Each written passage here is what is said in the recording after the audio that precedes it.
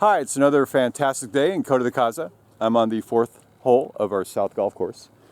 Today we have this plant. This is a Coyote Brush. It's not a Coyote Bush. It's a Coyote Brush. Goes by the scientific name of Baccharis pilularis. It's also called a Chaparral Broom or a bush Baccharis. Now this is another one of our textbook California chaparral plants. Grows in the oak woodlands and coastal sage. You can find this in California, up to Washington, Oregon, Baja California, and even a few parts of New Mexico.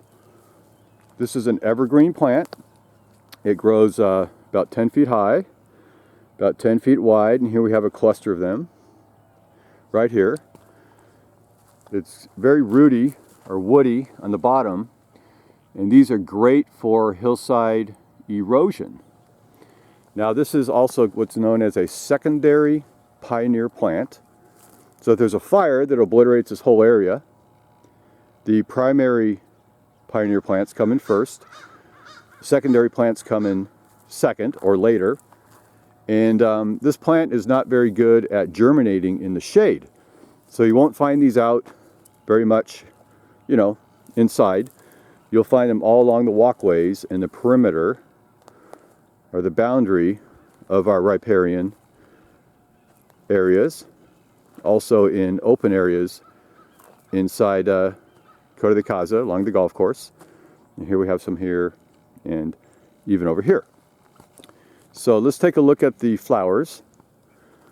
Okay, so we have the stems. They're very woody, and they'll come up to individual leaves, which then continue on to the end where we have the panicle of flowers.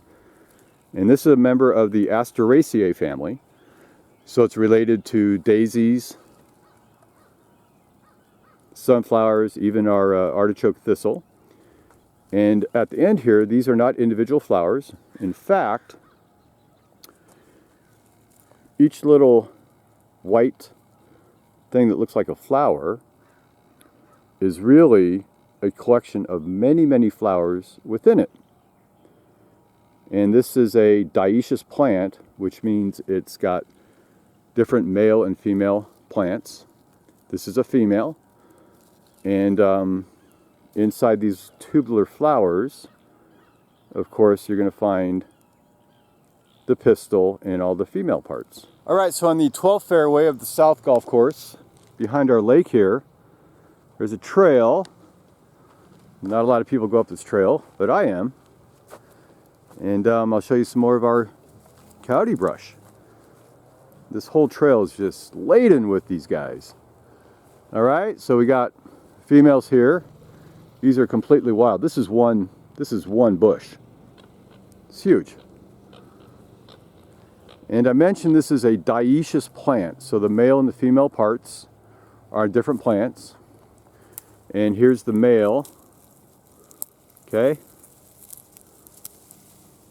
kind of pull him off. Here's the male, and you see the male flowers are quite different than the females, and this holds all the male parts like the stamen and the pollen. It's a great pollinator for bees and other animals. If we put them side by side, here I'll show you the difference here. You put them side by side, you can see the male on the left and the female on the right. So the stems and the leaves are very similar, but of course the flowers are much different. And the leaves here, back to the leaves, they're coated with a waxy substance, and that helps prevent evaporation for this plant, so it's very drought tolerant. It also helps reduce fire risk as well. And it's got oily stems and oily leaves, and that oil helps repel herbivores from eating this plant. Now this one here is going to seed.